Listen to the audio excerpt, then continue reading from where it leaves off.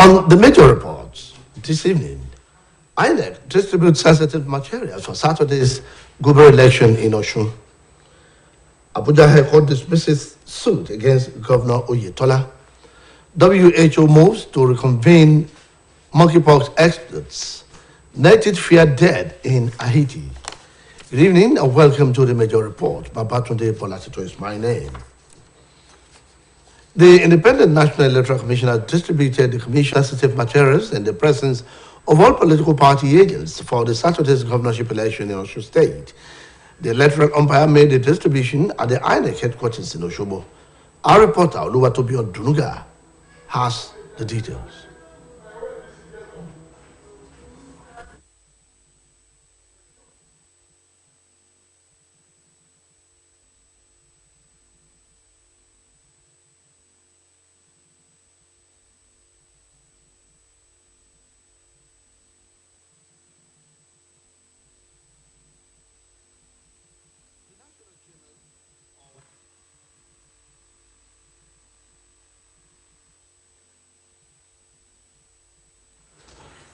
The National Chairman of Interparty Advisory Council, Mr. Yusuf Sani, has implored governorship candidates in Saturday's election in Osun State not to deploy thugs to polling units with a view to ensuring fair and fair exercise. Mr. Sani was speaking at stakeholders meeting in Osogbo, Osun State, warned against desperation among politicians to compromise the electoral process. He stated that his men and other members of the council will embark on street campaign to share flyers to residents of the state to educate them on the free and fair election in Osun State. The IPAC chairman added that the political parties, leaders, and candidates in the election must resist the temptation out of temptation and desperation to resort to deployment of thugs or material and financial inducement of security agencies and INEC officials to compromise any stage in the voting process.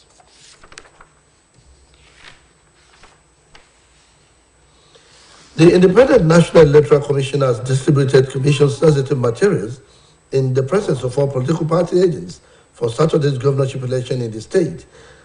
The electoral umpire made the distribution today at INEC headquarters in Osogbo. Our reporter, Oluwatobi Odunuga, has the details.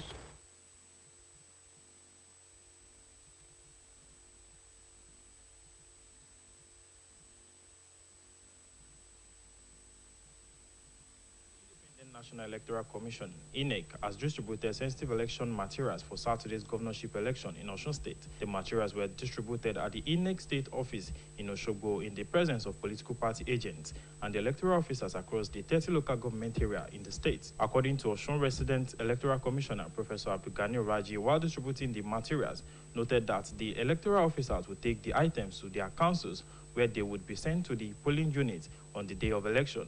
Professor Raji maintained that the ballot papers were coded in different colors for each local government in order to prevent electoral fraud. He added that the result sheets were also customized according to each polling unit. These materials have been under very heavy security since the days we brought them, and on the arrival of these materials, we invited the party agents. You witnessed the arrival. Is that also? Yes.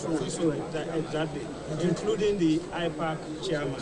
And today you are also going to witness the movement to the local government. And we have also encouraged you that at the local government, your party agents should be there to also witness the arrival and also confirm the quantity of materials that are being transported there. Please, we need your cooperation for that. The state rec, however, signed each of the local government result sheets, noting that if any of the result sheets are not signed with the signature, the result sheet is not valid. I've signed this, and this is where the summary of result will be. Any result, when you are covering, that doesn't contain this signature is not a valid one. Some of the party agents from all the 15 political parties at the center lauded the electoral umpire for the transparent manner in which the sensitive materials were distributed. Some of the materials distributed includes the bimodal voters accreditation system, BVAS machine, ballot papers, result sheet, booklets, forms, among others. Oluwatobi Odunuga, reporting for OSBC News. Governor Adeboye Itola says is poised to continue the giant strides recorded in transformational projects and benefiting welfare packages for the citizenry if re-elected in the Saturday's gubernatorial election. The governor gave the assurance while featuring on the OSBC monthly program, Guest of the Month. Governor's Office correspondent Sayao Nonide has more of the story. Ahead of the Saturday gubernatorial poll, Governor Adeboye Itola featured as a special guest on the popular Osun State Broadcasting Corporation monthly program, Guest of the Month, to give account of his stewardship in the past 3.5 years. The program, anchored by the directors, News and Current Affairs, Radio and Televisions, Mrs. Abimbola Babatunde and Mr. Akinola Owolabi, respectively, as well as Mujibola Kayode-Oke, provided a platform for a robust media interactive that Governor Oyetola in every sector.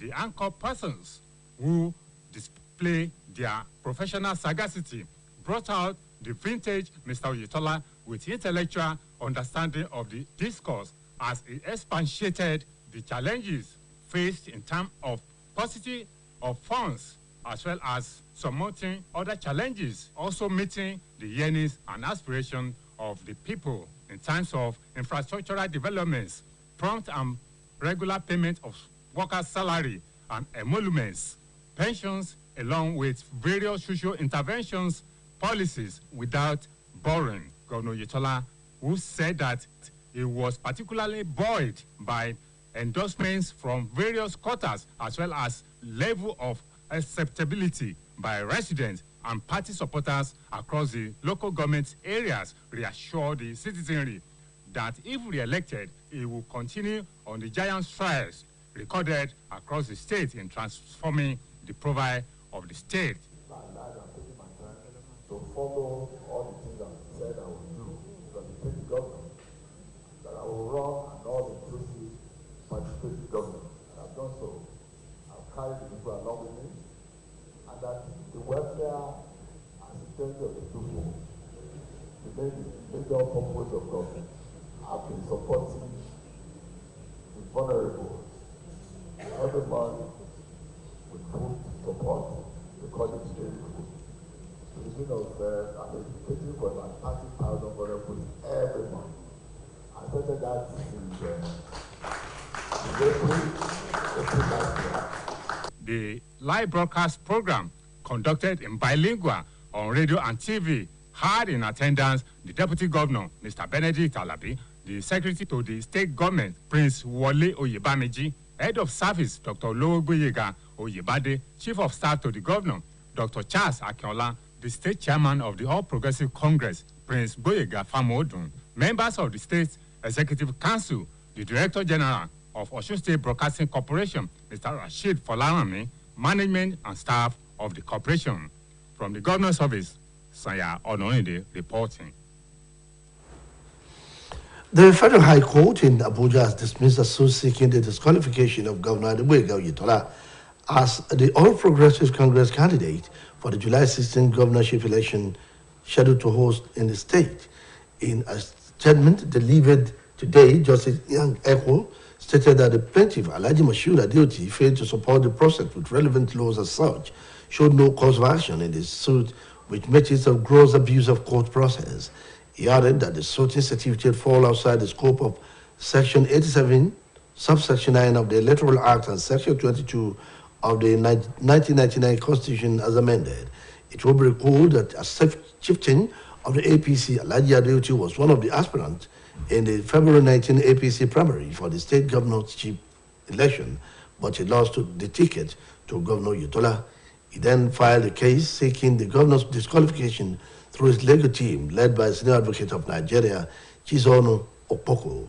In the originating sermon, he prayed the court to nullify Oyetola's candidacy on the grounds that Governor Oyetola contested in the poll as a member of the party caretaker extraordinary and convention planning committee. According to him, the second defender ought to have resigned his membership of APC CECPC and leave office as an officer of APC at least 30 days prior to the date of the state primary election to qualify for participation in the said primary election Meanwhile, Governor Oyetola is seeking to extend his tenure in office by another 4 years, having won the last election held in 2018. Osun State Governor Mr. Adegboyega Oyetola has been described as a silent achiever whose record of performance has surpassed previous administration in the state despite paucity of funds. A chieftain of the ruling party in Iwo, Wale Oladipo, stated this during a solidarity rally for re-election bid of Governor Oyetola. Akiwumi Akiyele has more.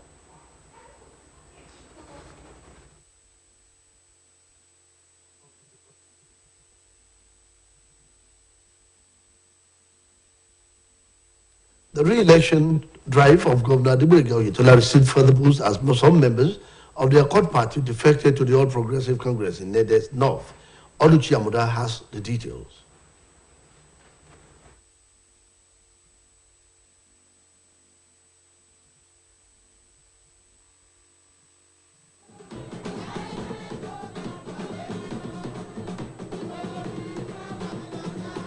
It was a joyful moment for members of the All Progressives Congress, APC, in Edenhouse local government area of Osun State, as they came out in their numbers, brandishing the broom, which is the symbol of the party, to welcome the decampees from Accord Party.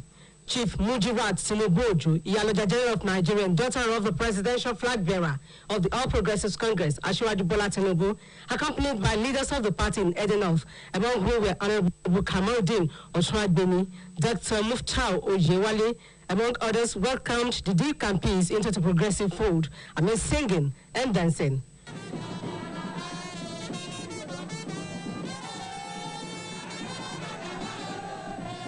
Chairman of Edenhouse local government area, Honorable Elliot Adeyemi, stated that the APC is open to everyone who wants to be part of the progressive family. He assured that the people of the local government are solidly behind the re-election drive of Governor Adegboyega Oyetola and will vote for him massively come Saturday. For those people that want to decamp into our party, I believe that it's going to contribute tremendously to success of our election come July 16, 2022. Speaking in the same vein, APC chairman in Edenhouse, Alhaji Adeshino Alabi, said the fact that the party is witnessing influx of people is an indication that APC is the party to beat. All the jamboree that we are doing for the victory and the success of the Governor Oyetola. No fear. Leader of the Accord Party, Mr. Momodu Awal, noted that he is convinced beyond word that the APC is the only party that genuinely has the interest of the people at heart. He maintained that it is imperative for Governor Adegboyega Oyetola to continue his developmental projects spread across all the nooks and crannies of the state. The moment I spoke to them that we are marching with the APC, and I know that by the time my people turn out and work together with the APC, the winning is certain. Victory is certain.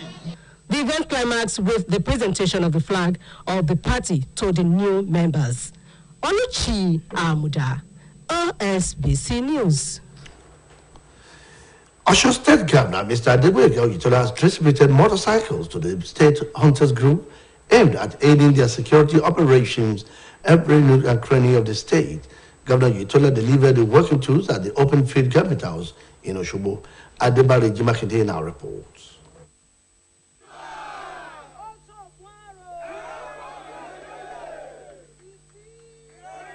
As part of the commitment of the present government in the state of Osun to ceaselessly protect the lives and property of the entire citizenry and residents, Governor Adegboyega Oyetola has delivered many motorcycles to the state chapter of Hunters Group of Nigeria. The machines will help them to be able to move to areas where the motor vehicles could not have access to, at curtailing the criminal activities and make the state a no hidden place for the unscrupulous elements or criminally minded persons. Governor Oyetola lauded the relationship between the hunters and the security agents in the state, which has helped to sustain the envious status of Osun as the most peaceful state across the country. The state S-man, who lauded the hunters for working assiduously to making Osun a safe haven for all to live, promised the hunters of more improved behavior. Mr. Governor, while delivering the motorcycles to hunters, took time to test run 8.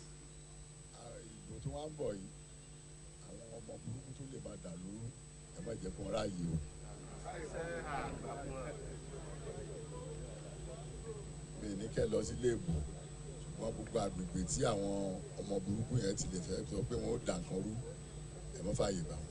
Earlier, the leader of the state commandant of the security group, Ahmed Noreni, had appreciated the kind gesture of Mr. Governor, saying the machines will enhance their approach to security issues in the state. Present at the occasion were the state ESCO members and political bigwigs, among other eminent personalities. Adibare Ejimakide, OSBC News. Youth and the state official members of the Association of Minibus Drivers have reiterated their commitment toward the re-election of Governor Adegboyega Oyetola in Saturday's gubernatorial poll. They gave the perspectives in the state capital while applauding the remarkable achievement recorded by Governor Oyetola across the state. Governor's office correspondent Sayan Orindi files in the details.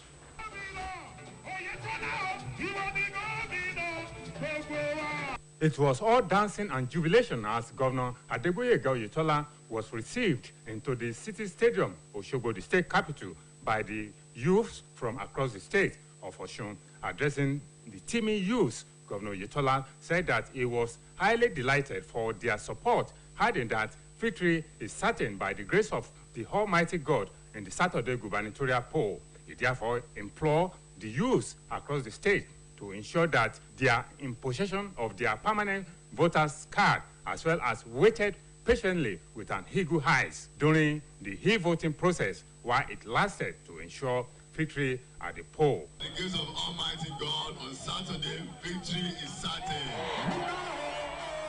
Similarly, Nelson Mandela Freedom Park, Osogbo, the state capital, erupted into frenzy excitement as Governor Oyetola rode into the warm embrace of the Association of the Minibus Drivers from across the state. Governor Oyetola, while reassuring them of a prosperous future for the citizenry across the state, charged them to vote wisely in the Saturday gubernatorial poll in ensuring victory.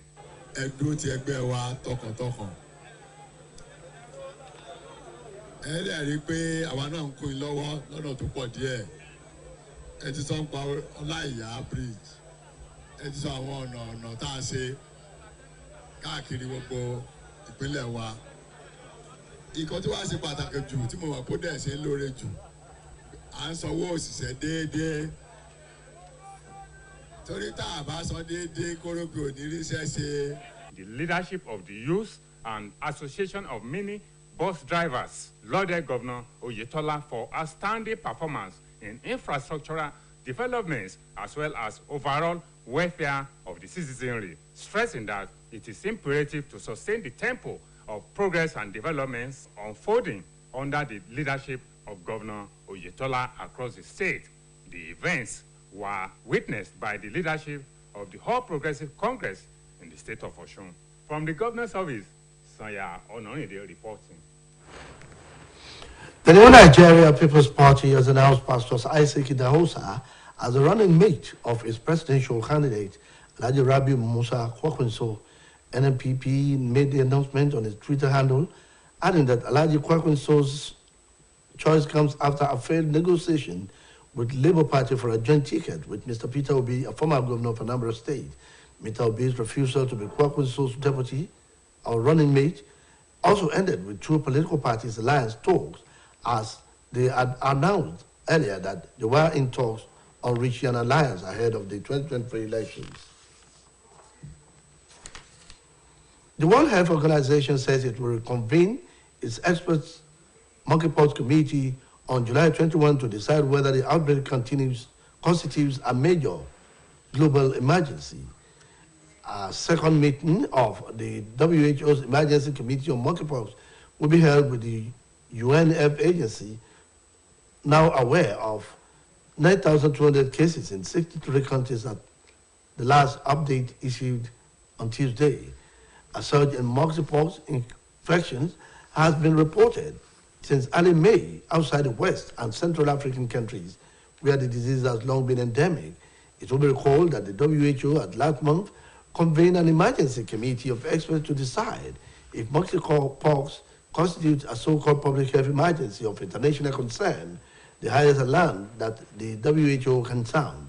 But a majority advised the WHO's chief, Tedros Adhanom Ghebreyesus, that the situation at the point had not met the threshold, as a second meeting will be held with case numbers rising. Now welcome to our sports segments.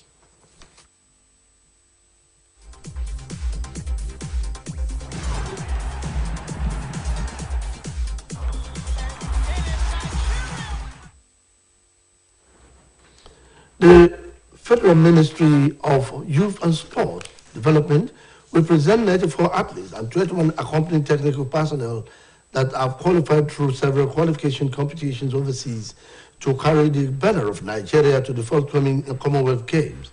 Omotayo Adebodu has the details. 4 athletes will represent Nigeria at the forthcoming Commonwealth Games in Birmingham. This was revealed in a statement signed by the Director of the Ministry of Youth and Sport Development, Manga Mohammed. The athletes will be accompanied by 21 technical personnel to the game, which holds from July 28 to August 8. Nigeria will be participating in 9 sports, namely athletics, judo, wrestling, para-athletics, boxing, para-table tennis, para-powerlifting, and weightlifting, with athletics producing the largest contingent, 33, followed by wrestling, which has 11.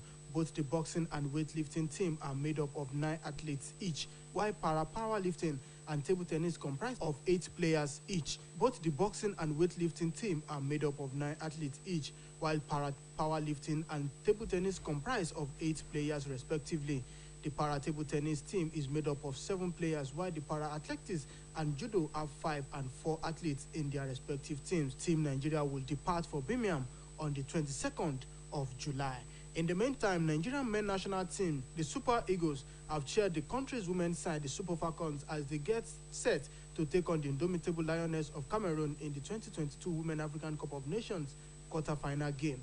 The Super Falcons and the indomitable Lioness clash today at the Mohammed V Stadium in Casablanca, Morocco, for a place in the semi-final and a belt at the 2023 FIFA Women's World Cup to be co-hosted by Australia and New Zealand. The Super Falcons qualified for the quarterfinals after finishing second in Group C with 6 points. They lost 2-1 to Bayanas of South Africa, defeated the Mares of Botswana, and also pipped the Swallows of Burundi 4-0. Cameroon finished second in Group B on 5 points behind Zambia, who won the group with 7 points. Nearly 90 are feared dead in Haiti. Gang violence as country slides into chaos, as soaring prices, fuel shortage, and gang welfare accelerate a brutal downward spiral in the security situation in Port-au-Prince. Abisola Lori brings details.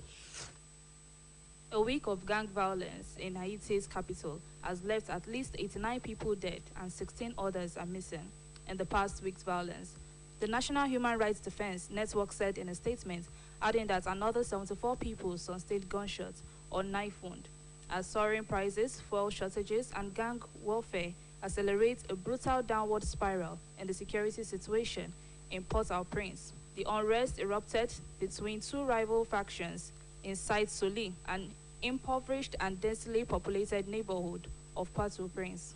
As gunfire crackled in the slums for nearly a week, police short-staffed and ill-equipped did not intervene, while international humanitarian organizations struggled to deliver crucial food supplies and provide medical care to the victims. Thousands of families living in the slums that have sprung up over the past 4 decades had no choice but to hide inside their homes, unable to fetch food or water. And with so many houses made of sheet metal, dozens of residents fell victim to stray bullets. Meanwhile, United States President Joe Biden and Israel Prime Minister Yair Lapid has reiterated their anti-Iran positions in a joint declaration committing to preventing Tehran from acquiring nuclear weapons. The 2 leaders signed a statement earlier after holding a one-on-one meeting in West Jerusalem on the 2nd day of Biden's 4-day Middle East tour, followed by a virtual summit with the leaders of India and the United Arab Emirates. Reports say that the U.S. will use all elements of national power available to deny Iran the ability to arm themselves with nuclear weapons. That is the major report on OSBC TV. It was edited by Olubumi Ajiboye Babatunde Bolate. To my name, the Yoruba version is coming up shortly. Thank you for watching. Good night.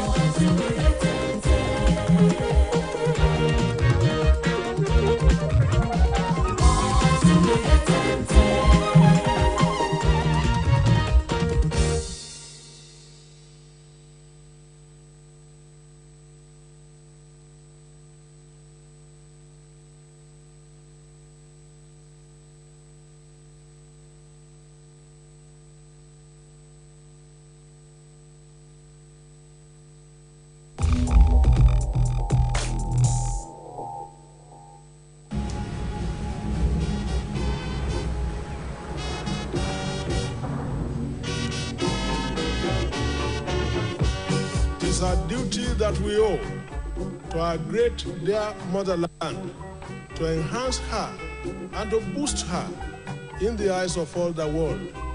Egalitarianism is our national watchword.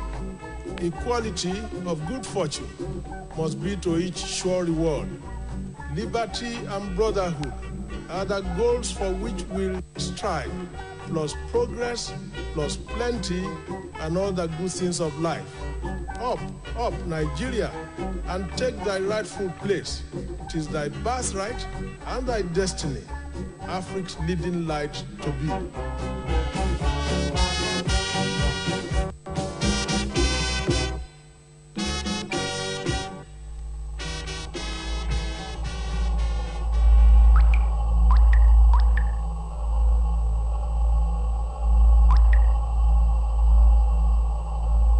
Atótó arére o ẹ̀yin ènìyàn ẹ ǹlẹ́ o. Ká fọ́mọ lọ́yàn ó ṣe pàtàkì ó ṣe kókó. Ká fọ́mọ lọ́yàn lóṣù mẹ́fà àkọ́kọ́. Ìlera ọmọ ṣe pàtàkì ó ṣe kókó. Ọpọlọ ọmọ ó lè dàgbà kó lè jí pépé. A kò máa ní fọ́mọ lọ́yàn kó má yin ni o. A kò máa ní fọ́mọ lọ́yàn kó má yege. Ọ́fíìsì aya gómìnà.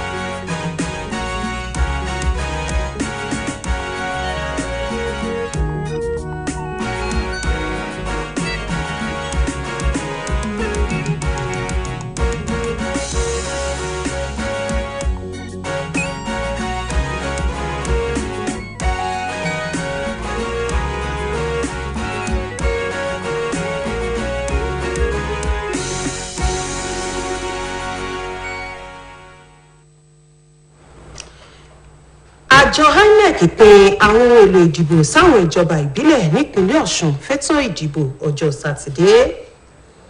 Ilé-ẹjọ́ gíga ìlú Àbújá dá ẹjọ́ tí wọ́n pè tako gómìnà Oyètọ́lá nù. Ìgbìmọ̀ tájọ elétò ìlera lágbàáyé gbé kalẹ̀ nípa àrùn monkeypox yóò tún ìpàdé ṣe. Nílẹ̀ òkèèrè 70 èèyàn ló gbèkúrú jẹ lọ́wọ́ ẹ̀bọ̀ra ní Haiti. Mo kí yín ẹ kú ìrọ̀lẹ́ àsìkò iṣẹ́ látàárọ̀. Àkójọpọ̀ ròyìn fún títí òní náà ni àmúwá fún yìí tẹ́yìn sì rí bẹ́ẹ̀ látàrí ìfẹsẹ̀wọnsẹ̀ tí ẹgbẹ́ agbábọ́ọ̀lù lóbìnrin ilẹ̀ yìí ìyẹn Super Falcons àti ojúgbà rẹ̀ Indomitable Lioness ti Cameroon ní dédé aago 6 ìrọ̀lẹ́ òní ló ṣokùnfà bí a ṣe mú àkójọpọ̀ ròyìn tó yẹ kó wáyé láago 6:30 wá fún yín lákòókò yìí. Ìròyìn ọ̀hún rèé lẹ́kùnrẹ́rẹ́. Àjọ elétò ìdìbò INEC ti bẹ̀rẹ̀ pínpín àwọn ohun èlò ìbò gómìnà tí yóò wáyé ní Sátidé ṣáájú sí gbogbo àwọn ìjọba ìbílẹ̀ ṣáájú ètò gbogbo tí yóò gbéra sọ báyìí. Olùléṣẹ́ àjọ elétò ìdìbò tó wà lóṣogbo lè tó pínpín àwọn èlò ìbò náà ti gbéra sọ. Oníròyìn wa Olúwatóbilọ́ba Odùnúgà lẹ́kùnrẹ́rẹ́ àtúpalẹ̀ rẹ̀ rí látẹnu Jíbọ́lá Káyọ̀dé Òkè.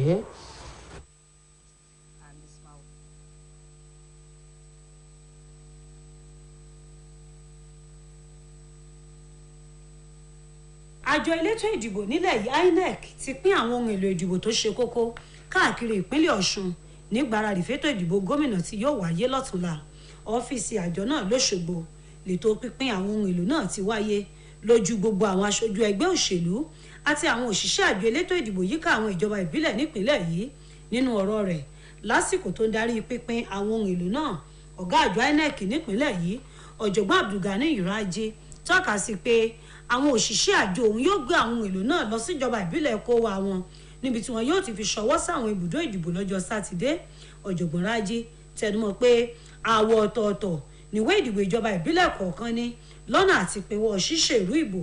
Bákan náà ló ní àwọ̀ ìwé àkọsílẹ̀ èsì ìdìbò ibùdó ìdìbò kọ̀ọ̀kan yàtọ̀ sí ara wọn. Lẹ́yìn èyí ni ọ̀gá àjọ INEC wá buwọ́lu ìwé èsì ìdìbò pẹ̀lú àlàyé pé èyíkéyìí ìwé àkọsílẹ̀ èsì ìdìbò tóun kò bá ti fọwọ́ sí kì í ṣojúlówó. Àwọn aṣojú ẹgbẹ́ òṣèlú 15 tó ń díje fúnpò gómìnà ìpínlẹ̀ yìí tí wọ́n wà níbi ètò náà yóò bo àjọ INEC fún àkóyawọ́ rẹ̀ lórí pínpín àwọn ohun èlò náà. Lára àwọn ohun èlò ìdìbò tájọ INEC pín ni ẹ̀rọ tó ń ṣàyẹ̀wò ìka àti ojú olùdìbò, ìwé ìdìbò, ìwé àkọsílẹ̀ èsì ìdìbò àtàwọn nǹkan míì. Mojíbọ́lá Káyọ̀dé Òkè fún iléeṣẹ́ OSBC. Àjọ tó ń mójútó àjọṣepọ̀ láàrin àwọn ẹgbẹ́ òṣèlú lórílẹ̀‐èdè yìí ọ̀gbẹ́ni Yusuf Sani ti rọ àwọn olùdíje fún ipò gómìnà ìpínlẹ̀ Ọ̀ṣun pé kí wọ́n má ṣe fi àwọn ọmọ gànfẹ́ ṣọwọ́ sí ibùdó ìdìbò tí wọ́n kó ìbò lọ́nà àti lè jẹ́ kí ètò náà kó lọ nírọ̀wọ́rọ̀sẹ̀. Ọ̀gbẹ́ni Sani pàrọwà yìí níbi ìpàdé àwọn tọ́rọ̀ kàn èyí tó wáyé nílùú Òṣogbo. Ó fi kún ọ̀rọ̀ rẹ̀ pé àwọn ọmọ àjọ òun yóò gúnlẹ̀ ìwọ́de ìlanilọ́yẹ̀ káàkiri ojú pópó níbi tí wọn yóò ti pín ìwé ìléwọ́ fáwọn aráàlú láti là wọ́n lọ́yẹ̀ lórí pàtàkì kí ìdìbò náà lọ nírọ̀wọ́rọ̀sẹ̀. Ọ̀gbẹ́ni Sani tẹnumọ́ pé àwọn aṣáájú ẹgbẹ́ òṣèlú àti àwọn olùdíje gbọ́dọ̀ yẹra fún ìṣesí kàkà kékun má jẹ sèse tó lè mú wọn ṣàmúlò àwọn ọmọ gànfẹ́ tàbí fi owó wá ojúre àwọn òṣìṣẹ́ àjọ aláàbò àti ti àjọ elétò ìdìbò tó lè mú kó pàkúta sí ètò ìdìbò ilẹ̀ yìí.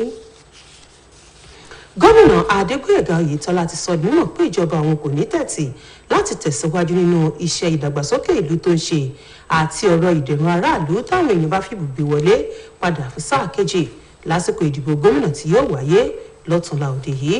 Gómìnà Oyètọ́lá sọ̀rọ̀ ìdánilójú yìí lásìkò tó ń kópa lórí àkànṣe ètò ọlọ́sọ̀ọ̀sẹ̀ iléeṣẹ́ OSBC tamọ̀ sí Guest of the Month èyí tó wáyé ní gbàgede ilé àwíyé Òkè Baálẹ̀ Òṣogbo. Sànyà Ọ̀nàrìndé lẹ́kùnrẹ́rẹ́ abọ́ rẹ̀ rí látẹnu Abọ́sẹ̀dé Alóńgẹ̀. ṣáájú ìdìbò gómìnà tí yóò wáyé lópin ọ̀sẹ̀ yìí gómìnà Adégbóyèga Oyètọ́lá lálejò lórí àkànṣe ètò iléeṣẹ́ OSBC tá a pè ní guest of the month níbi tó ti jábọ̀ iṣẹ́ ìríjú rẹ̀ látọdún 3 àbọ̀ sẹ́yìn tó ti gorí àga àkóso olùdarí ẹ̀ka ìròyìn àtọ̀rọ̀ tó ń lọ níléeṣẹ́ OSBC lẹ́ka rédíò arábìnrin Abímbọ́lá Babátúndé àtòjúgbà rẹ̀ lẹ́ka tẹlifíṣọ̀n ọ̀gbẹ́ni Akínọlá Owólabí tó fi mọ́ Mojíbọ́lá Káyọ̀dé Ọ̀kẹ́ ló tukọ̀ ètò náà gómìnà lo àǹfààní ètò yìí láti ṣí àwọn àṣeyọrí ìṣàkóso rẹ̀ lẹ́ka gbogbo láwàwẹ́ bẹ́ẹ̀ ló tún mẹ́nuba ọ̀dà owó àwòlókun gẹ́gẹ́ bí ọba ìpèníjà tó ń kojú ìjọba tó ń darí látìgbà ìwà àmọ́ ó ní síbẹ̀ òun ṣe gudugudu méje yàyà mẹ́fà nípa àgbékalẹ̀ àwọn iṣẹ́ ìdàgbàsókè sí gbogbo kọ̀rọ̀kọ́ndù ìpínlẹ̀ Ọ̀ṣun ìpèsè ètò ìdẹ̀rùn fáwọn aráàlú sísan owó oṣù òṣìṣẹ́ àti tàwọn òṣìṣẹ́ fẹ̀yìntì déédéé pípín oúnjẹ tútù lọ́fẹ̀ẹ́ fáwọn tó kù díẹ̀ káàtó fún láwùjọ àtàwọn ètò amáyédẹrùn míì láì yá owó kankan ọ̀gbẹ́ni Oyètọ́lá ní orí òun wú sí báwọn ẹlẹ́gbẹ́jẹgbẹ́ àti oníkọ̀jìkọ̀ ṣe ń kéde àtìlẹ́yìn wọn fún sáà kejì tóun náà gà wò bẹ́ẹ̀ ló fi dá gbogbo èèyàn ìpínlẹ̀ Ọ̀ṣun lójú pé tí wọ́n bá fìbò gbé òun wọlé fún sáà kejì òun yóò mọ̀lé àwọn àṣeyọrí tóun ti ṣe ní sáà kẹ́ni yìí.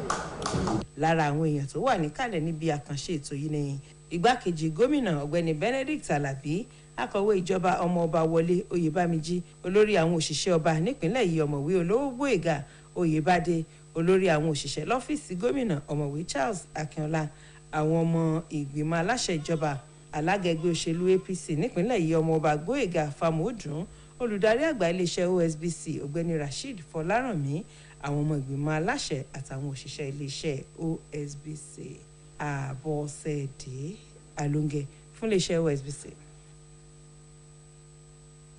ilé-ẹjọ́ gíga ìjọba àpapọ̀ tó kalẹ̀ sílùú Àbújá ti fọwọ́ rọ́ ẹ̀sùn tí ọ̀kan lára àwọn tó ń gbèrò láti díje fún ipò gómìnà ìpínlẹ̀ Ọ̀ṣun lábẹ́ àsíá ẹgbẹ́ òṣèlú APC Alhaji Moshood Adeoti pẹ̀lú tako àṣeyọrí gómìnà Adégbóyèga Oyètọ́lá níbi ètò ìdìbò abẹ́lé ẹgbẹ́ náà nínú èyí tẹgbẹ́ ti yan gómìnà Oyètọ́lá lólùdíje ẹgbẹ́ náà lásìkò ìdìbò tí yóò wáyé ní sátidé ọ̀túnla nínú ìgbẹ́jọ́ rẹ̀ onídàájọ́ Yang Eko tọ́ka sí pé Alhaji Moshood Adeoti ti ṣe olùpẹ̀jọ́ kùnà láti fi àwọn ẹ̀rí tó dájú bí ẹ̀sùn rẹ̀ lẹ́sẹ̀ onídàájọ́ Yang Eko fi kún ọ̀rọ̀ rẹ̀ pé ẹ̀sùn náà tako àgbékalẹ̀ ètò ìdìbò ilẹ̀ yìí ọdún 1999 tàtúnṣe ti dé bàbá yìí a ó rántí pé Alhaji Adeoti ti ṣe ìkọ̀kan nínú ẹgbẹ́ òṣèlú APC wà lára àwọn tó gbèrò àti díje fún ipò gómìnà ìpínlẹ̀ yìí lábẹ́ àṣẹ ẹgbẹ́ òṣèlú All Progressives Congress lásìkò ìdìbò abẹ́lé ẹgbẹ́ náà tó wáyé lọ́jọ́ 19 oṣù kejì ọdún yìí nínú èyí tí gómìnà Oyètọ́lá ti jáwé olúborí àbájáde ètò ìdìbò abẹ́lé náà ló mú kí Alhaji Adeoti gba ilé ẹjọ́ lọ láti fagilé àṣeyọrí gómìnà lórí àwíjàre pé ó díje fún ipò olùdíje lásìkò tó jẹ́ ọmọ ìgbìmọ̀ afúnṣọ́ ẹgbẹ́ òṣèlú APC lápapọ̀ ilẹ̀ yìí ara àwíjàre olùpẹ̀jọ́ ni pé ó yẹ kí gómìnà ti kọ̀wé fipò sílẹ̀ gẹ́gẹ́ bí ọmọ ìgbìmọ̀ náà níbi oṣù kan ṣáájú ìdìbò abẹ́lé ẹgbẹ́ láti yan olùdíje fún ipò gómìnà ẹ̀wẹ̀ gómìnà Oyètọ́lá fẹ́ díje fún sáà kejì lọ́fíìsì níbi ìdìbò tí yóò wáyé ní sátidé ọ̀túnla. ẹ̀ẹ̀kan nínú ẹgbẹ́ òṣèlú APC nílùú Ìwó ọ̀jọ̀gbọ́n Wálé Ọ̀làdìpọ̀ ti ṣàpèjúwe ọ̀gbẹ́ni Oyètọ́lá gẹ́gẹ́ bí èèyàn jẹ́jẹ́ àmọ́ tí ọ̀kan ọ̀jọ̀kan àṣeyọrí tó ti ṣe tí mú kó tayọ àwọn ìjọba yòókù tó ti ṣe rí nípìnlẹ̀ yìí láìwo ti ọ̀dà owó àwòlọ́kùn tó bá ìjọba rẹ̀ fẹ́ra ọ̀jọ̀gbọ́n Ládìpọ̀ sọ èyí lásìkò ìpolongo ìbò fún sáà kejì gómìnà èyí tó wáyé nílùú Ìwó oníròyìn wa Akínwùmí Akínyẹlé lẹ́kùnrẹ́rẹ́ àtúpalẹ̀ rẹ̀ rèé.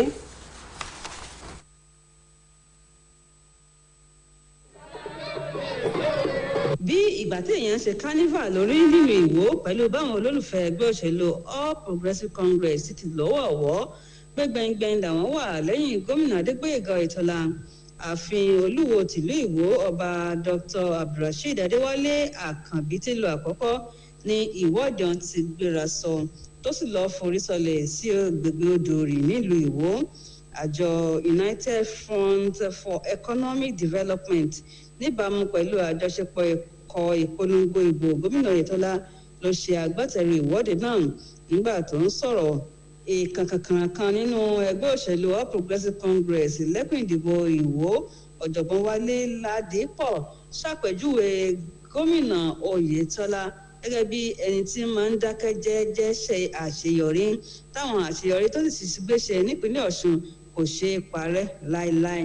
Ọ̀jọ̀gbọ́n Ládìpọ̀ ṣe àgbékalẹ̀ àwọn àṣeyọrí ìṣèjọba gómìnà Oyètọ́lá nípa ríró àwọn ọ̀dọ́ lágbára àti àwọn iṣẹ́ àkànṣe tó ti ṣe nípínlẹ̀ Ọ̀ṣun àti agbègbè rẹ̀. Àgbọ̀ ọ̀sán ìlàmú kan ọ̀sán Oyètọ́lá lórí pé ní Ọ̀ṣun a ní ilé iṣẹ́ tí àwọn òyìnbó ń pè ní industry. Àwọn akọ̀wé ìjọba àwọn òṣìṣẹ́ ìjọba ní industry wà. Kéèyàn wá ṣàdédé dá ohun ọtí méjì láàtàn pé bí ìgbà tó dá oore Ọ̀ṣun sí méjì mọ́ ìyà jẹ wá. Àkọ́kọ́ tí Oyètọ́lá sọ ṣe ní láti dá owó àwọn òṣìṣẹ́ padà sí odidi. Tẹ́lẹ̀ o tí a bá rìn láti Òṣogbo wá tún wò wákàtí méjì wákàtí mẹ́ta làáfin ni o. Oyètọ́lá tún ọ̀nà ń ṣe. Ọ̀nàbọ̀ Àrẹ̀mú Adébáyọ̀ tí í ṣe olùkọ́ fẹ̀yìntì àti ọ̀gbẹ́ni Akíngbílé Olúṣẹ́gun náà sọ̀rọ̀ lórúkọ àjọ Unified Front for Economic Development ọ̀hún. Àjọ ọ̀hún pẹ̀lú àjọṣepọ̀ ikọ̀ ìpolongo gómìnà ló ṣe agbátẹrù ìpolongo náà. Wọ́n yòǹbó gómìnà Oyètọ́lá fún bó ṣe máa ń san owó oṣù àwọn òṣìṣẹ́ lásìkò tó sì máa ń ṣe ìgbéga fáwọn òṣìṣẹ́ ọba. Bábábáde wa ní owó oṣù àwọn òṣìṣẹ́ ẹ̀kúnrẹ́rẹ́ ni láti bàtí gómìnà wa ti wà ń bẹ̀. Promotion olùkọ́ ń lọ déédéé. Ìlera ẹ bá wo àwọn arúgbó wa nílé nìsín ẹ rí i pé wọ́n ti ń ta kébékébé dáadáa lójú ilé ètò ìlera alábọ́dé wọ́n bá wa tún ṣe.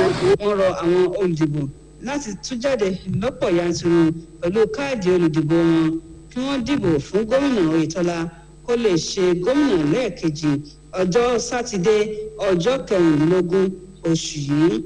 Kí gbogbo wọn dìde àtọmọdé àtàgbà àtọkùnrin àtọbìnrin kí wọ́n lọ dìbò fún Oyètọ́lá. Yẹmisí Oyètúnjí ló ń jábọ̀ ròyìn. Àfojúsùn sáà kejì gómìnà Adégbóyèga Oyètọ́lá tún ti dé ibi tó nítumọ̀ ní báyìí tí ọ̀gọ̀rọ̀ àwọn ọmọ ẹgbẹ́ òṣèlú Accord darapọ̀ mọ́ ẹgbẹ́ òṣèlú APC lẹ́kùn àríwá èdè. Oníròyìn wa Olùjí Àmọ̀dá lẹ́kùnrẹ́rẹ́ bẹ́tù náà ṣe látúpalẹ̀ rẹ̀ látẹnumọ́jú Gbọ́lá Káyọ̀dé Òkè.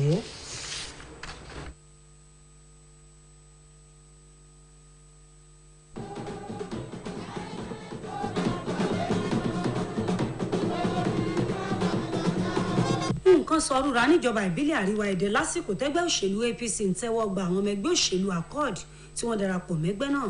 Olóyè Fọláṣadé Tinubu Òjó tí í ṣe ìyálọ́jà gbogbogbò lórílẹ̀‐èdè yìí tó tún jẹ́ ọmọ olùdíje fún ipò ààrẹ ẹgbẹ́ òṣèlú APC Aṣíwájú Bọ́lá Tinubu táwọn aṣáájú ẹgbẹ́ náà níjọba ìbílẹ̀ àríwá èdè bá kọ̀wọ́ rìn nínú èyí tá a ti rí Ọ̀rẹ́bù Kamorudeen Muftau Oyèwálé àtàwọn míì ló tẹ́wọ́ gba àwọn tó darapọ̀ mẹ́gbẹ́ APC náà tí ijó tayọ̀.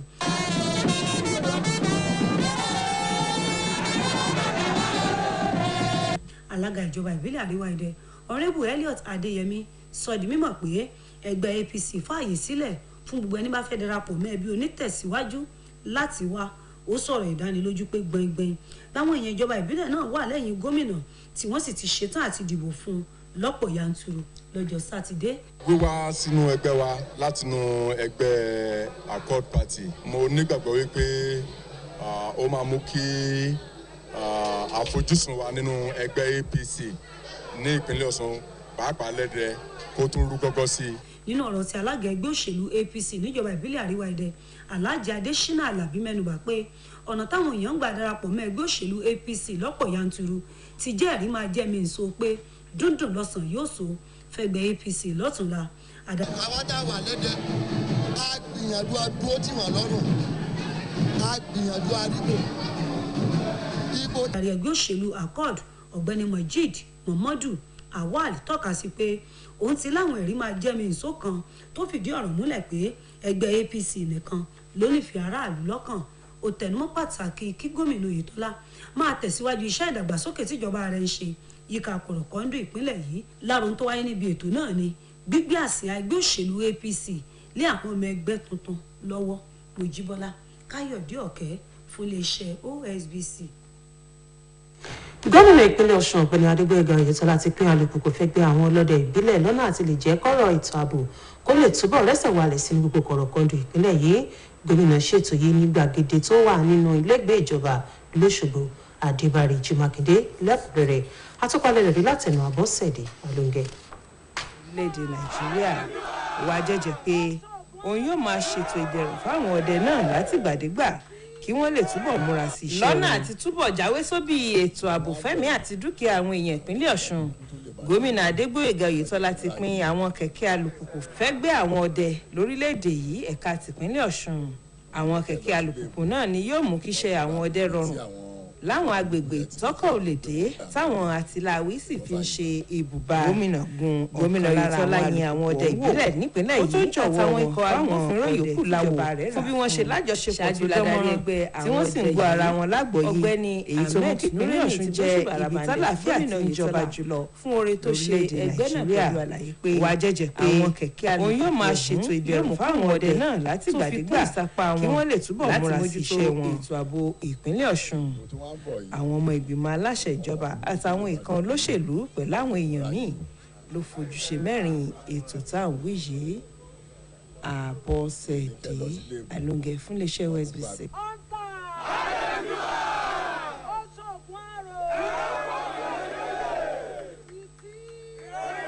lọ́nà àti túbọ̀ jáwé sóbì ètò ààbò fẹ́mi àti dúkìá àwọn èèyàn ìpínlẹ̀ Ọ̀ṣun gómìnà Adégbóyèga Oyètọ́lá ti pín àwọn kẹ̀kẹ́ alùpùpù fẹ́gbẹ́ àwọn ọdẹ lórílẹ̀‐èdè yìí ẹ̀ka tìpínlẹ̀ Ọ̀ṣun. Àwọn kẹ̀kẹ́ alùpùpù náà ni yóò mú kíṣẹ́ àwọn ọdẹ rọrùn láwọn agbègbè tọ́kọ̀ ò lè dé táwọn àtìláwí sì fi ń ṣe ibùba. Gómìnà Oyètọ́lá yin àwọn ọdẹ ìbílẹ̀ nípínlẹ̀ yìí àtàwọn ikọ̀ agbófinró yòókù láwò fún bí wọ́n ṣe lájọṣepọ̀ tó dánmọ́rán tí wọ́n sì ń gbọ́ ara wọn lágbòye èyí tó mú kípínlẹ̀ Ọ̀ṣun jẹ́ ibi tálàfíà ti ń jọba jùlọ lórílẹ̀‐èdè Nàìjíríà. Ó wá jẹ́jẹ́ pé òun yóò máa ṣètò ìdẹ̀rùn fáwọn ọdẹ náà látìgbàdégbà kí wọ́n lè túbọ̀ múra sí iṣẹ́ wọn. ìbò tí wọ́n ń bọ̀ yìí àwọn ọmọ burúkú tó lè máa dà lóru ẹ má jẹ́ kó ráàyè o.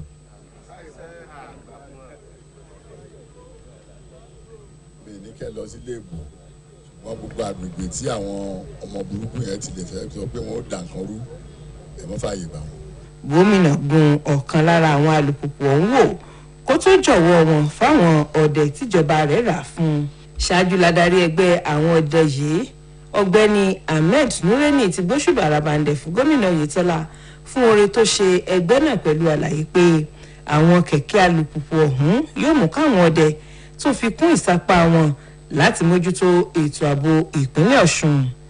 Àwọn ọmọ ìgbìmọ̀ aláṣẹ ìjọba àtàwọn ìkan olóṣèlú pẹ̀lú àwọn èèyàn míì ló fojúṣe mẹ́rin ètò tá à ń wí yìí. Àbọ̀sẹ̀dé Alóńgẹ́ fún iléeṣẹ́ OSBC.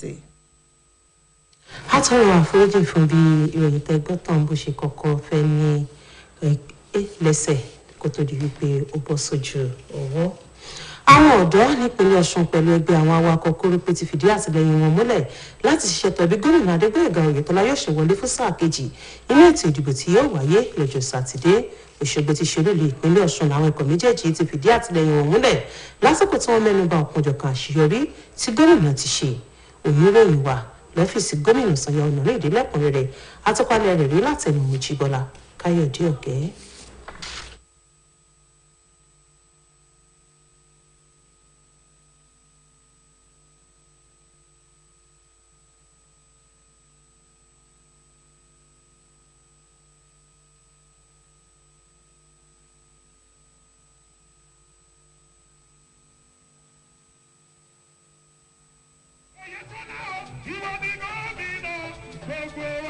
ìdùnnú ṣubú layọ̀ ní pápá ìṣeré náà ìlú Òṣogbo lónìí lásìkò táwọn ọ̀dọ́ yíká ìpínlẹ̀ Ọ̀ṣun gbàlejò gómìnà Adégbóyèga Oyètọ́lá nígbà tó ń bá àwọn ọ̀dọ́ náà sọ̀rọ̀ gómìnà Oyètọ́lá ní inú òun dùn sátìlẹ́yìn tí kọ àwọn ọ̀dọ́ náà fún ìjọba òun pẹ̀lú àfikún pé pẹ̀lú oore ọ̀fẹ́ Ọlọ́run dídùn lọ́sàn yóò so fún òun níbi ìdìbò ọjọ́ sátidé ó wá rọ àwọn ọ̀dọ́ láti rí i dájú pé káàdì ìdìbò wọn wà lọ́wọ́ wọn kí wọ́n sì ní sùúrù láti ṣe ìṣe ojúlá lákànfí sọ́rí lọ́jọ́ ìdìbò bákan náà ní ìdùnnú ṣubú layọ̀ ní Nelson Mandela Freedom Park Òṣogbo lásìkò tẹ́gbẹ́ àwọn awakọ̀ kórópè yíká ìpínlẹ̀ yìí ń gbàlejò gómìnà níbùdó náà gómìnà Oyètọ́lá tó fọkàn àwọn èèyàn ìpínlẹ̀ yìí balẹ̀ pé ìjọba òun kò ní rẹ̀wẹ̀sì nídìí ètò ìdẹ̀rùn tó ń ṣèrò àwọn awakọ̀ kórópè láti dìbò fún lọ́jọ́ sátidé.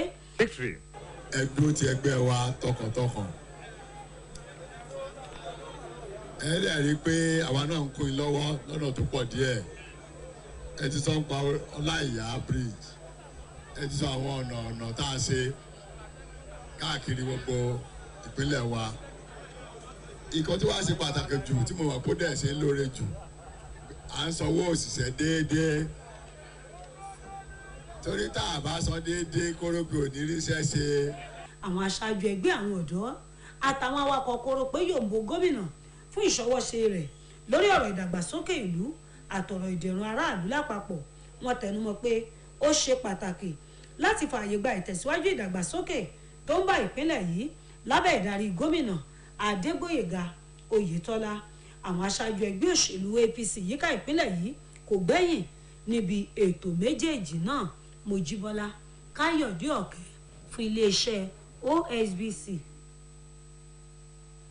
Nigerian People's Party NNPP ti kéde orúkọ Pastor Isaac Idarusa gẹ́gẹ́ bí olùdíje fún ipò igbákejì ààrẹ Alhaji Rabiu Kwankwaso lábẹ́ àṣẹ ẹgbẹ́ òṣèlú náà ẹgbẹ́ òṣèlú NNPP kéde yìí lórí ìtàkùn ayélujára Twitter rẹ̀ pẹ̀lú àlàyé pé Alhaji Kwankwaso gbé ìgbésẹ̀ yìí lẹ́yìn tí ìdúnàdúrà láàrin òun àti ẹgbẹ́ òṣèlú Labour láti lè díje ṣiṣẹ́ pọ̀ pẹ̀lú ọ̀gbẹ́ni Peter Obi ti ṣe gómìnà tẹ́lẹ̀ nípínlẹ̀ Anambra forí ṣánpọ́n.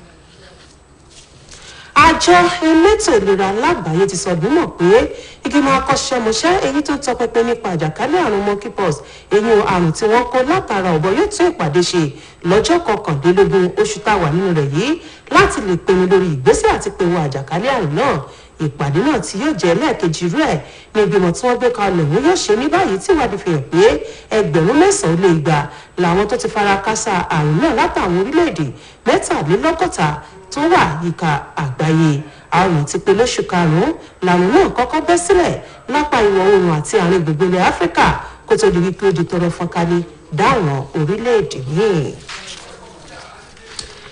lórí ìròyìn eré ìdárayá wa fún títí àṣálẹ́ òní Ọmọ́táyọ̀ Adébọ́dún ti tùjọ́ lábala ẹ jẹ́ ká gbọ́ làbárè báyìí láti ẹnu Khadijat Lukman.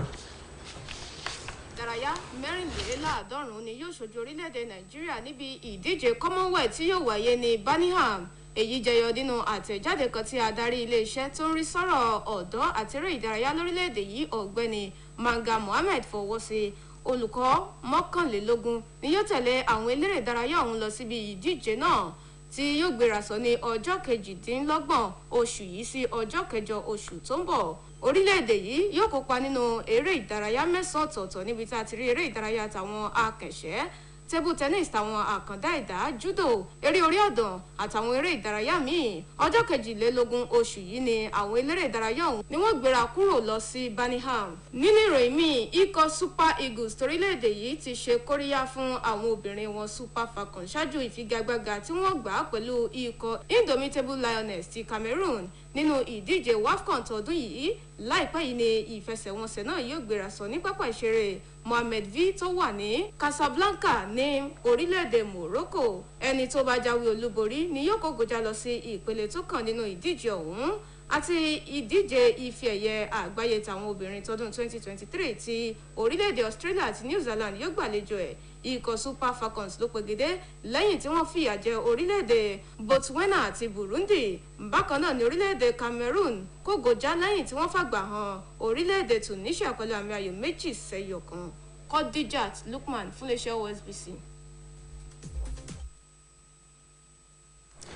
òkèèrè lẹ́yìn ọ̀sẹ̀ kan tí làásìgbò bẹ́ sílẹ̀ lórí ìlú títí òkèèrè tán èèyàn mọ́kàndínláàádọ́rùn-ún ló ti jọ́ lọ́rùn nípè nígbà táwọn bíi mẹ́rìndínlógún sì dàwátì láti bí ọ̀sẹ̀ kan tí wàhálà ti ń ṣẹlẹ̀ yìí làwọn ikọ̀ ajàfẹ́tọ̀ọ́ ti sọ nínú àtẹ̀jáde tí wọ́n fi síta pẹ̀lú àfikún pé àwọn bíi mẹ́rìnléláàádọ́rin ló fara gbọ́ta ìbọn àtọ̀bẹ̀ làásìgbò tó bẹ́ sílẹ̀ náà ni wọ́n lọ ṣokùnfà ọ̀wọ́n gógó oúnjẹ àìrí epo bẹtiróòlà tí àkùdé sì dé bá ètò ìdẹ̀rùn ọmọnìyàn bẹ́ẹ̀ làwọn ajàfẹ́tọ̀ọ́ ní èyí ìṣẹ̀yìn làásìgbò tó bẹ́ sílẹ̀ láàrin àwọn ikọ̀ méjì kan tí wọ́n ń bára wọn ṣe fàǹfà.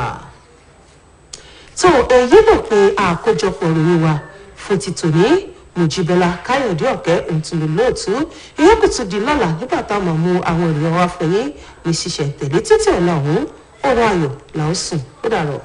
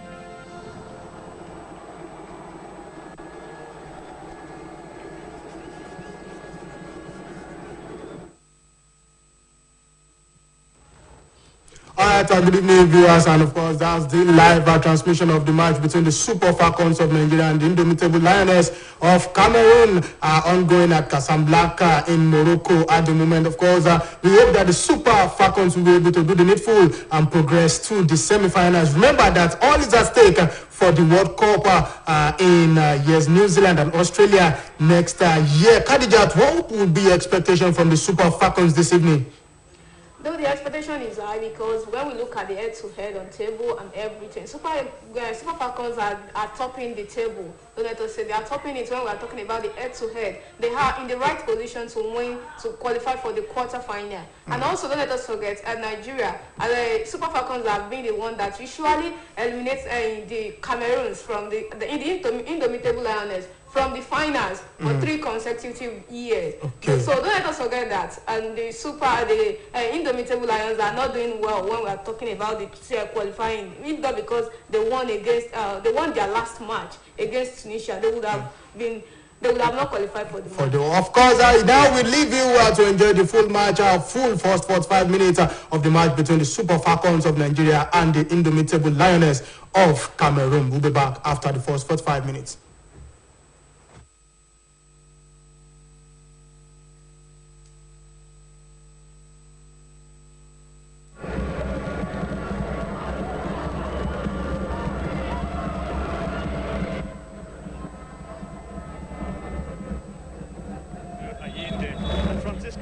Return to the starting lineup as well. Opportunities for both of them to impress.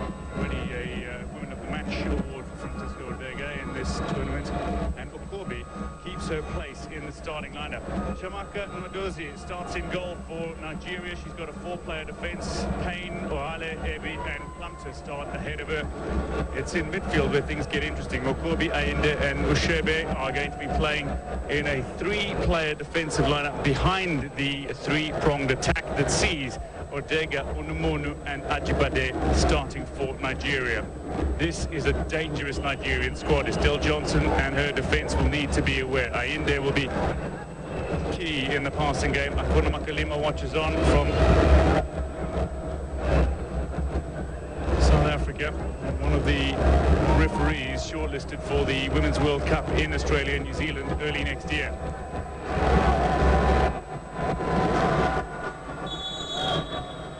Akuna Makalima gets us underway in this tie between Cameroon and Nigeria. It is a Total Energies Women's Africa Cup of Nations quarter-final. This is the big one.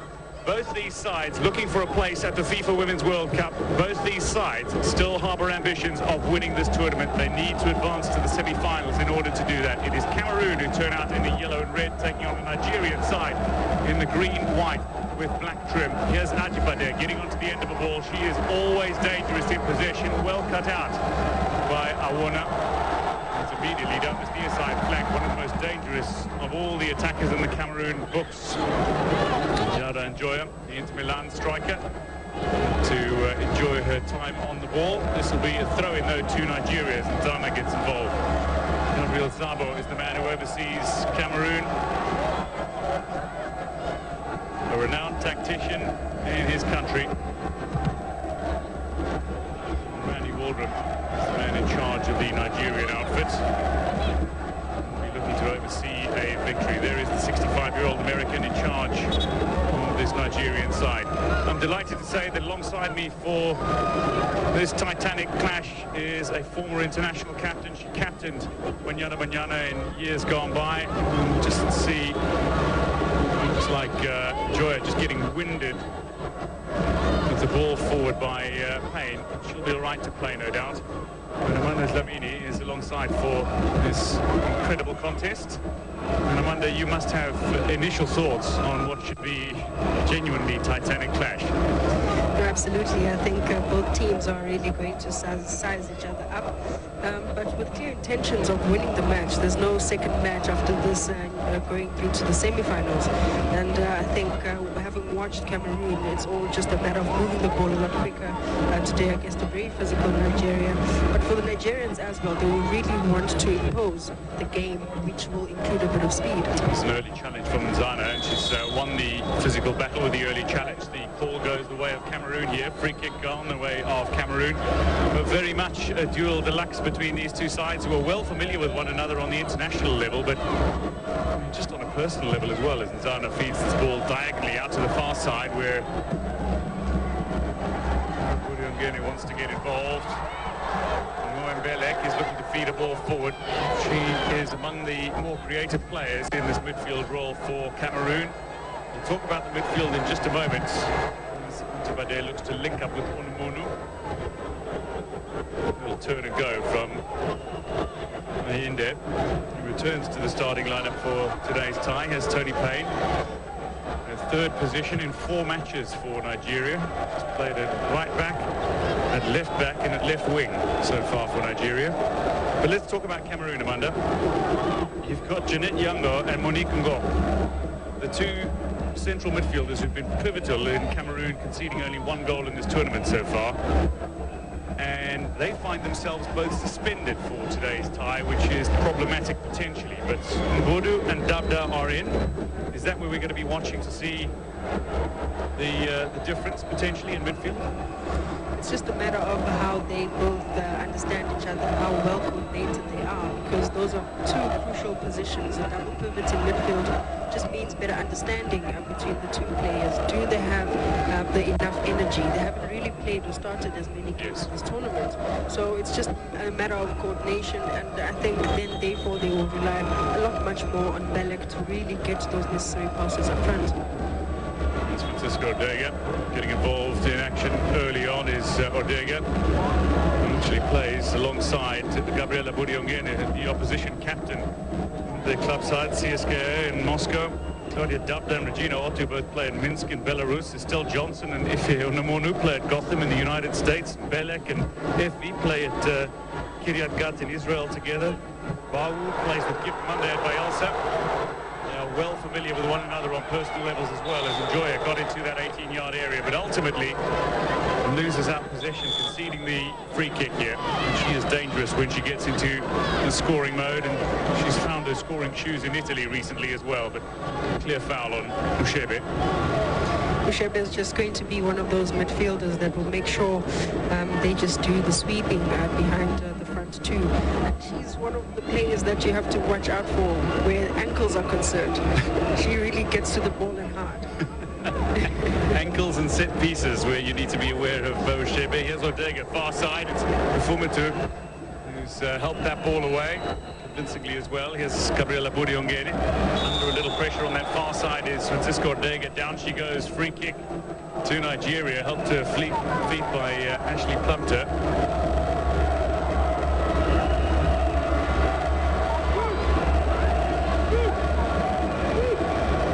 Very strong on her feet is Francisco Ortega. She's got blistering pace as well in midfield.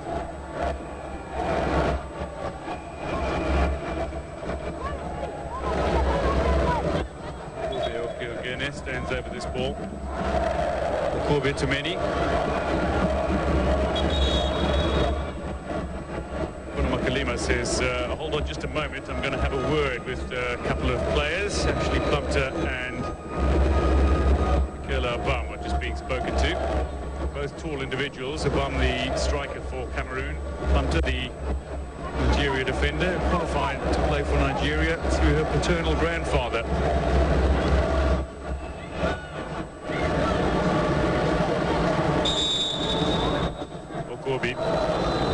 Delivery in, looks delicious and inviting, and Unumonu was there, but she's unable to direct her effort as the keeper came out and failed to claim. Ange Bawu, early chance for Nigeria from this set piece, and no goals as yet. Well delivered ball there by Okobe, and I think she's going to be doing that the entire 90 minutes. She has an incredible ability to make sure she floats the ball with just a good height and speed, but the strikers again must use their height to their advantage. They need to, and for Estelle Johnson, she's got to be watchful of her clubmate. She would be well familiar with how Unumonu plays and scores. And she's comfortable with the ball at her feet. She's comfortable with the ball in the air, and she enjoys running with the ball as well. She can take shots from close. She can take shots from range. She's got a powerful effort when she does release. There's good all-round ability from Unumonu. Here's Ortega. Lovely pass out wide. Here's Unumonu. Looks to deliver. Ajibade is inside that area, but it's just beyond her. Great pace from Ajibade to keep that ball in play, not once but twice. Zana is battling hard against her. This is genuinely a physical battle here, cut out by Johnson as she clears for the throw-in on the near side. And look at this from Ajibade, keeping the ball in play twice brilliantly with her speed. Absolutely brilliant, very strong to stay on her feet as well, to really try and recycle the ball back into the 18-yard box. Of concern, though, as Nigeria go on the charge. There's going to be another corner kick to Nigeria. Of concern, Ange Bawu, the one concern the goalkeeper has is her communication with her defensive line does not seem to be very good. That's an area she can certainly improve, because they do